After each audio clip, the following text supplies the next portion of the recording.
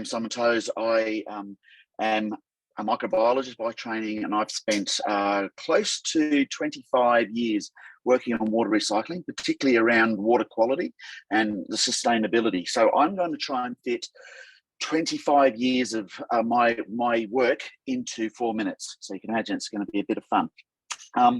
Essentially, I started in Western Australia when Western Australia realised that there was a serious problem with the lack of rain in Western Australia. And then that was accentuated by the work of South Australia becoming drier and drier, and they started on that process as well. And then Queensland also came in with the Millennium Drought. So all three of those states have been very heavy in water recycling and moving towards purified recycled water. And I produced a fair bit of research into that, particularly around the area of safety, because we know that with water recycling, safety is a big issue. It's a major part of everybody's concerns, particularly around pathogens and chemicals of concern. And that's been my research. And we've been taking that, and in fact, the research that myself and others have done has been used by a large proportion of the rest of the world as a guide. And Australia is a leader in water sustainability and water recycling through what the researchers in Australia have done. In the process as well, a number of us were involved in bringing together the new Australian water recycling guidelines. Previously, Australian guidelines were ad hoc, state-based. They were done by just trying to find chemicals and pathogens, and we're not very well doing on that. And as a result, and it was piecemeal across all the states. So this brought it together as an Australian-based process that worked really well across everything.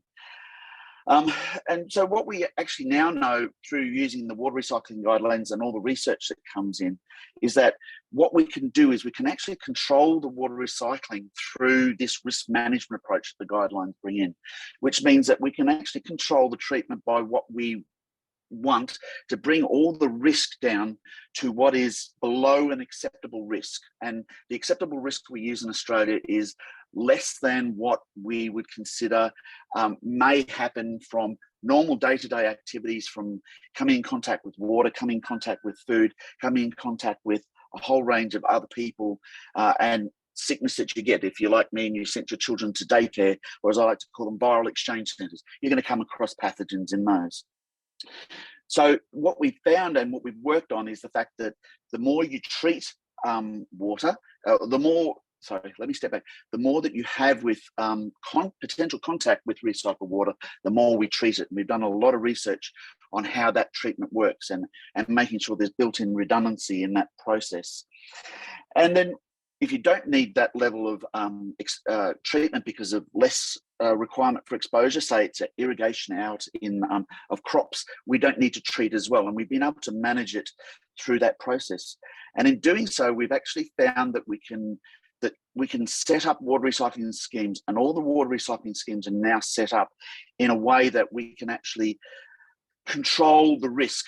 So we now know that the risk from pathogens and chemicals is extremely low, and that really it comes down to how to get that information across.